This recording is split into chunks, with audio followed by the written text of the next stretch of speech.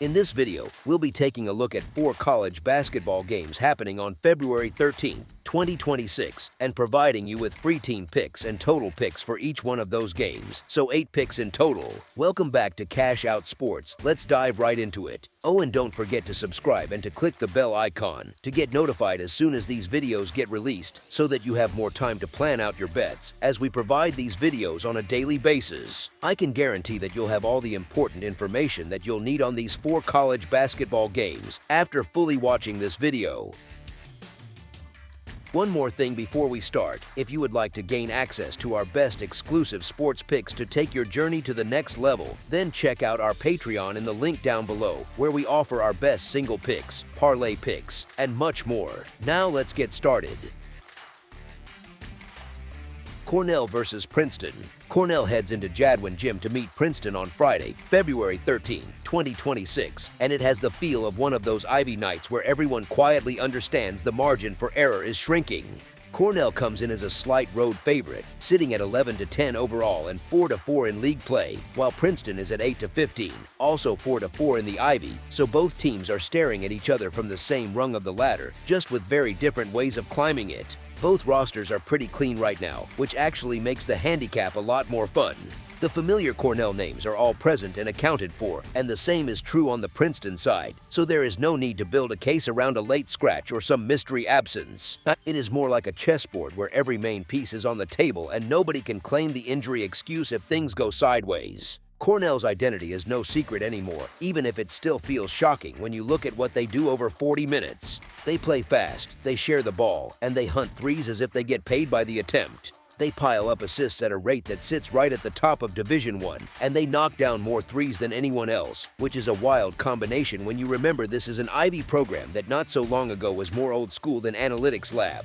The shots are spread around, the ball rarely sticks, and if you lapse for even one possession, they can turn a tie game into a mini run that suddenly forces you to play catch-up. Recent form backs up the idea that this style is not a gimmick. Cornell has taken 4 of its last 5, and they have not been shy about putting teams in a hole early, including that comfortable takedown of Columbia where they basically turned the court into a three-point shooting clinic.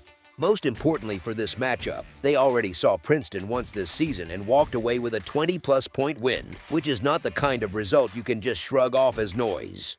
That first meeting showed that Cornell's spacing and tempo could crack Princeton's structure, and that kind of lived experience matters when you roll into a rematch. Princeton, though, is not some pushover that just exists as a background prop for Cornell's fireworks. Their whole vibe is different. They slow you down, they contest, and they specialize in making shooters think twice. Opponents have been hitting from the outside at a very low clip against them, right around that 30% mark, and that is not an accident. It is a product of disciplined closeouts and knowing where the danger spots are before the pass even leaves the ball handler's hands. It is less run and gun, and more make you uncomfortable and live with the grind. The Tigers have also been much better in their own building. They are on a nice little home run, stacking wins in Jadwin, and that matters in a league where the travel is short but the gyms all have their own personality. They are coming off that 1-point loss at Penn, the kind of game that can sharpen a group rather than break it, and that combination of recent frustration and home comfort is exactly the sort of emotional fuel coaches like to quietly lean on.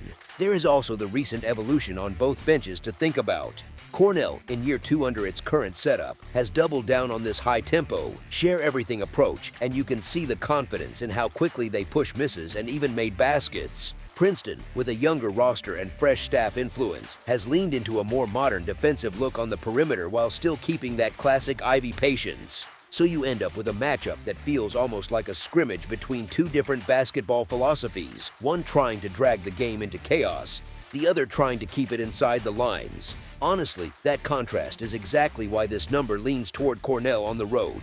You have an offense that ranks in that top tier nationally in terms of efficiency, matched against a team that prefers to live in the half court and has struggled to consistently score enough to chase down a hot shooting opponent.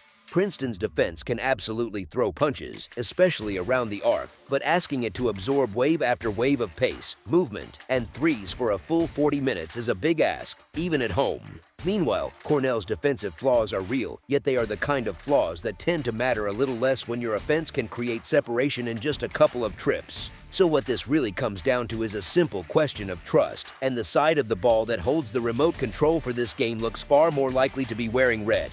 As our first pick for this matchup, the Cornell Big Red to cover the spread as favorites is our full game side pick.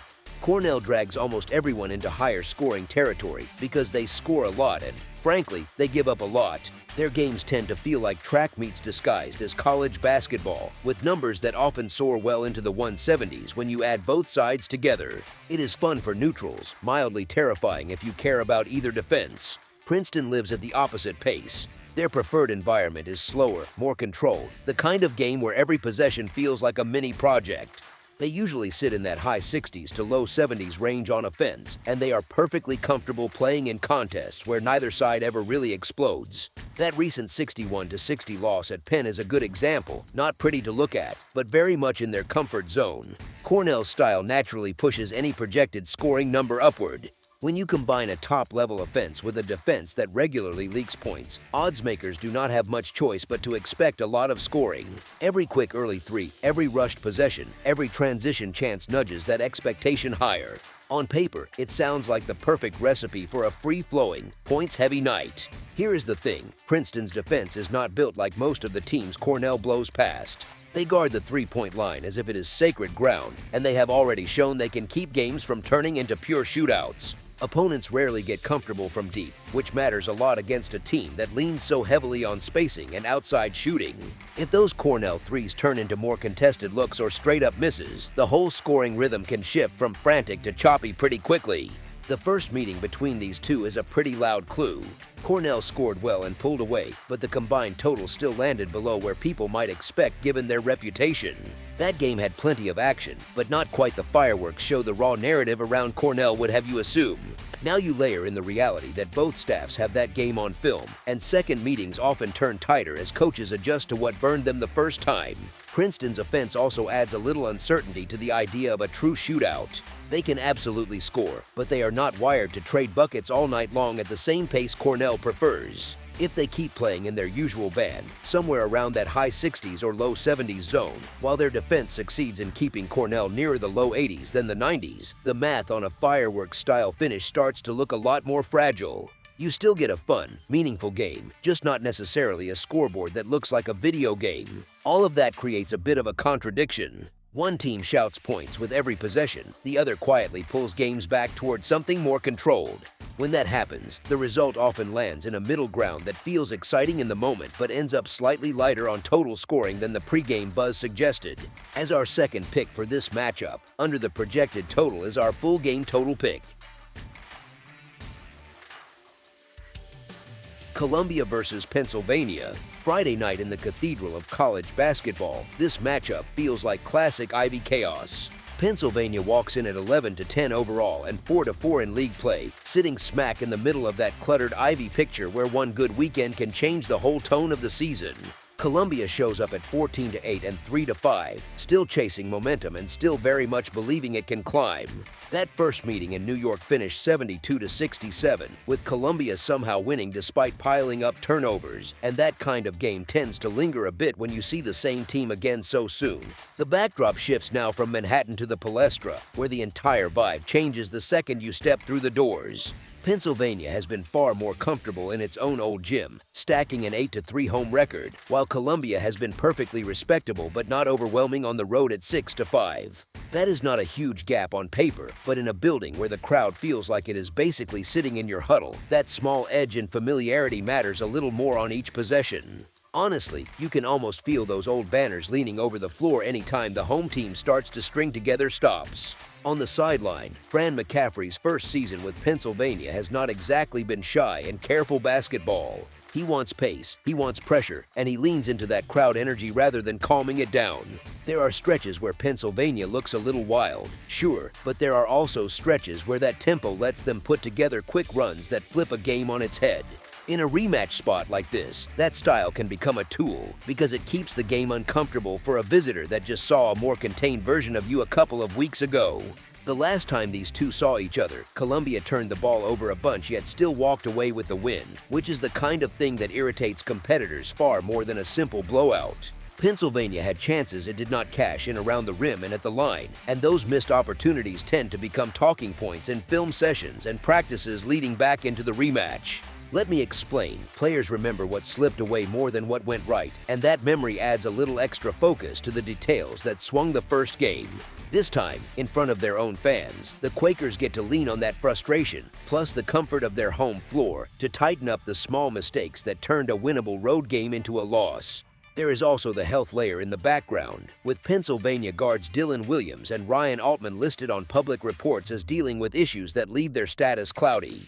That uncertainty is real, but the main rotation that has carried the offensive weight remains in place, and the structure of how Pennsylvania wants to play does not suddenly change. Columbia comes in cleaner on the injury front, which is no small thing in the grind of February, yet that just sets up a straightforward test of execution rather than a puzzle of patchwork lineups. All of those threads together tilt this matchup toward a scenario where the home team can ride the building, the coaching edge and familiarity with the setting, and the revenge energy from that earlier loss to stretch the margin just far enough by the final horn. As our first pick for this matchup, the Pennsylvania Quakers to cover the spread as favorites is our full game side pick. Columbia's season has been filled with games where it scores in the high 70s while giving up numbers in the low 70s, which places most of its nights in that lively, free-flowing territory. Pennsylvania is living in a similar neighborhood, usually landing in the mid to high 70s on both offense and defense. When both teams are used to that kind of pace and output, the natural comfort zone of the game sits a bit higher than your typical slow, grinding half-court battle. That first meeting finished on a more modest number at 72-67, but that came with a messy stack of Columbia turnovers and Pennsylvania failing to fully cash in on the extra chances. Plenty of possessions were wasted, and you could feel that the flow never quite matched the way either coaching staff probably imagined the game. When a matchup moves to the second chapter, some of those kinks often smooth out because both sides have seen each other's sets, both staffs know which actions caused problems, and players arrive with clearer mental pictures of what is coming. Here, that familiarity pushes toward sharper offensive decisions, quicker reads, and cleaner spacing, all of which tend to help the scoreboard rather than hurt it. McCaffrey's approach at the Palestra has already produced some wild offensive nights, including games where Pennsylvania piles up well over 100 points on its own when the pace gets loose. He is very comfortable letting his guards play fast, hunt early looks, and keep pressure on the defense instead of running the clock.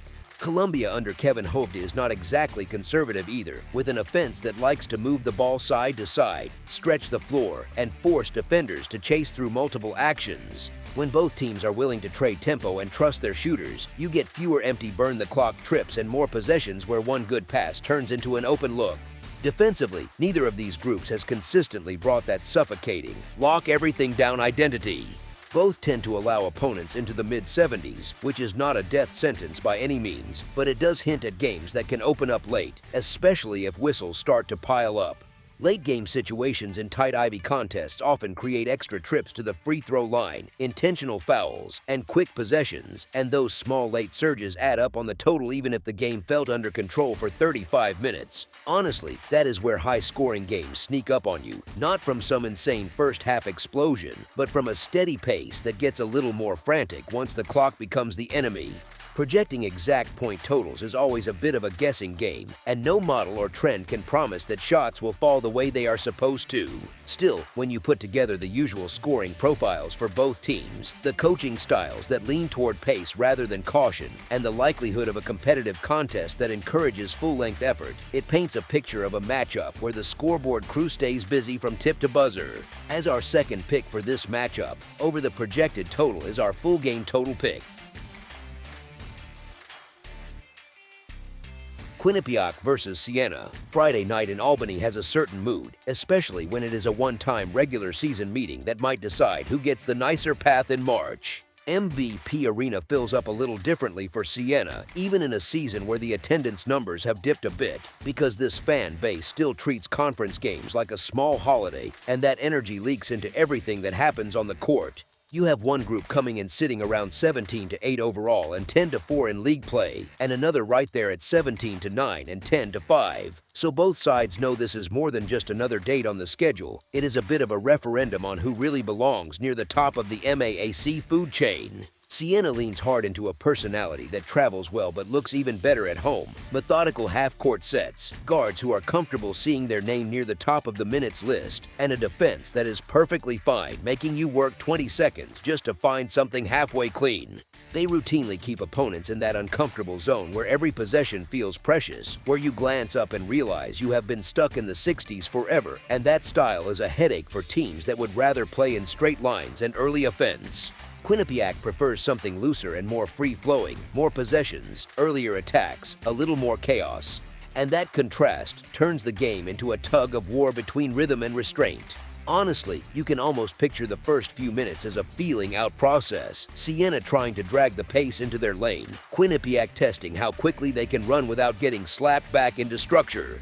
The emotional angle does not hurt the home team either, because snapping a long winning streak on the road often sharpens focus when you come back to your own floor. That kind of loss sticks in the throat just enough to make film sessions crankier and practices louder, and coaches love that when the next opponent is one sitting right next to you in the standings.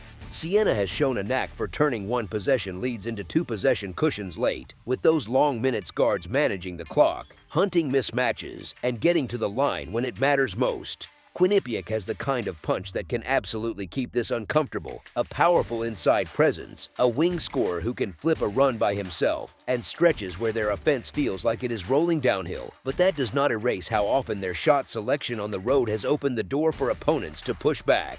Here is the thing, when a team that values each possession like Siena does gets to script the tempo in its own building, with a crowd that loves every defensive stop as much as a dunk, that slight edge often grows just enough by the final buzzer to matter against the number. As our first pick for this matchup, the Siena Saints to cover the spread as favorites is our full game side pick.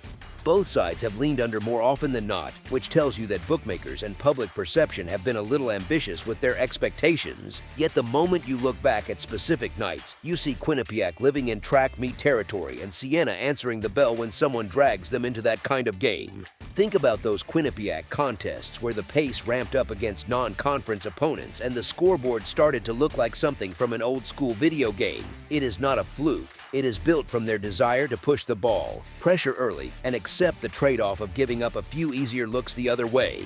Siena, for all the talk about defense first, has already shown that when an opponent refuses to slow down, they have no problem scoring into the high range themselves, especially against familiar league opponents who know their sets but still cannot stay attached for a full 40. Home games have turned into sneaky shootouts more than once, not because Siena suddenly forgets how to guard, but because they are forced to respond possession by possession, and that constant need to answer can pull a normally controlled team into more aggressive offense. You also have to factor in the rotation picture, with a front court piece like Tasman Goodrick already done for the year, and other bumps and bruises nudging Siena into stretches with smaller, more offensive-minded lineups that naturally produce quicker decisions and more attempts. Quinnipiac brings its own ingredients to a higher total type script, a star-level forward who lives at the free throw line, a wing who can hit the tough pull-up when a possession bogs down, and a general willingness to keep attacking instead of nursing long possessions. Those kinds of players tend to create longer games in real time, more whistles, more time spent at the stripe,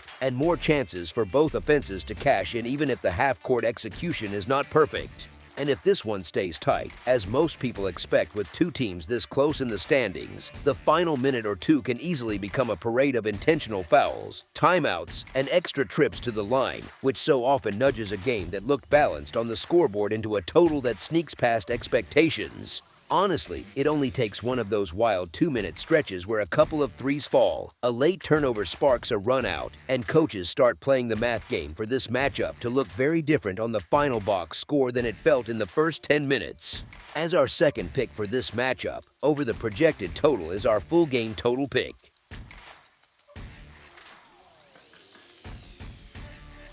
St. Peter's versus Sacred Heart. St. Peter's comes into this matchup looking like the grown-up in the room, with the cleaner body of work, the sturdier defense, and the kind of personality that usually holds up when the band stops playing and things get tight. Sacred Heart leans the other way, a little looser, a little wilder, happy to run, shoot, and live with the mess that comes with that style.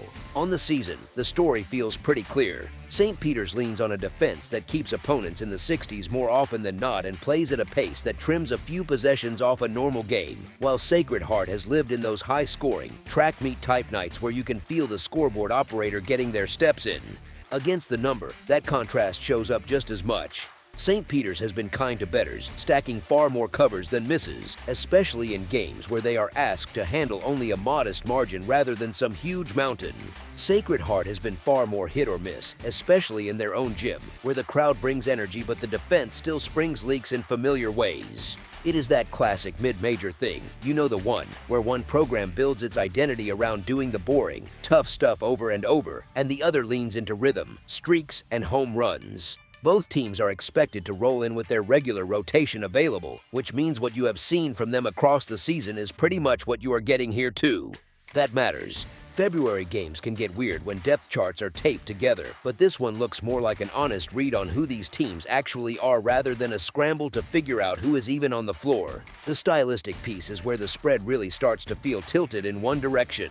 St. Peter's plays slower, but that does not mean soft. They are physical on the glass, they hunt extra possessions with offensive rebounds, and they pressure just enough to force sloppy passes into bad turnovers. Sacred Heart, on the other hand, likes pace, but the bill often comes due on the defensive end, where closeouts are late, help is a step behind, and opponents get a lot of clean looks if they just stay patient. That is exactly the kind of defense a tough, defense-first favorite loves to see, because it means they do not have to change who they are to find edges. Recent form leans the same way.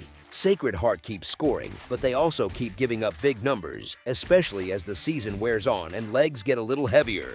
St. Peter's has leaned even more into its defensive identity, tightening screws and turning games into the kind of grind that can frustrate a home team that would rather play with rhythm and flow. It might sound strange to feel this confident in a road favorite, especially in a smaller gym where the noise sits right on top of you, but here the matchup reads like a checklist that keeps lining up on one side. When you add it all together, the better record, the better defense, the better track record against the spread, and a style that feeds on exactly the weaknesses the other team shows, the number of paths where the favorite wins but somehow fails to cover shrinks pretty fast. As our first pick for this matchup, the St. Peter's Peacocks to cover the spread as favorites is our full game side pick. On one side, you have St. Peter's, a team that normally lives in lower scoring environments, with games that often feel like every possession is an exam. On the other side, you have Sacred Heart, a team that leans into a much more open style, more possessions, more shots, and more mistakes, which usually means the total score climbs. The projected number for this one basically splits the difference between those identities, and that is where it gets interesting. Pace is the first piece. St. Peter's usually runs a touch slower than your average college game, while Sacred Heart tends to push a little faster. In a small, loud home gym, the team that wants to run often pulls the game in that direction, especially if the crowd gets into it after a couple of quick buckets. You see it every season in these mid-major leagues. A couple of early transition threes drop, the place wakes up, and suddenly both teams are taking quicker shots than the coaching staff probably drew up on the whiteboard. Sacred Heart's recent scoring profile fits that script. They have been knocking down a healthy amount of threes, and they are not shy about letting them fly. That kind of aggression from the perimeter can look reckless one night and brilliant the next, but for the total, volume itself becomes your friend. More threes means more variance, and more variance tends to help higher totals because hot stretches balloon the scoreboard in a hurry. St. Peter's offense will never be confused with one of those highlight reel machines, but against a defense that has struggled all season to string stops together, they do not need to be spectacular. They just need to be solid.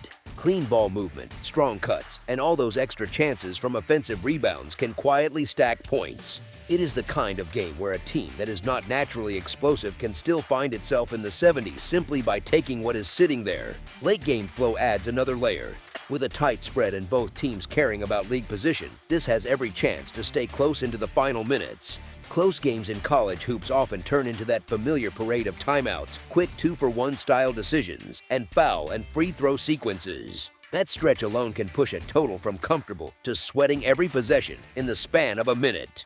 Even if the first half leans more toward St. Peter's preferred rhythm, a frantic finish driven by Sacred Heart's willingness to fire quickly can tilt the math toward a higher combined score. Season-long patterns quietly support that idea. St. Peter's, taken as a whole, has leaned toward lower totals, especially in its own building, where they can fully control the environment. On the road, though, their results have been more balanced, as opposing gyms and opposing styles drag them into slightly looser games. Sacred Heart has lived closer to the high-scoring side of the spectrum, with their defense letting things get away and their offense constantly trying to shoot them back into games.